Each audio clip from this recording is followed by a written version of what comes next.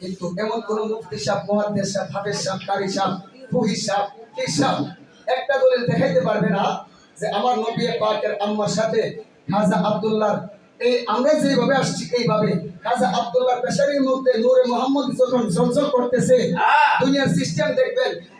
নারীরা যদি একটু ভালো সাজুগুজু করে স্বামীর মনে তোলা আনন্দ লাগে, ভালো লাগে।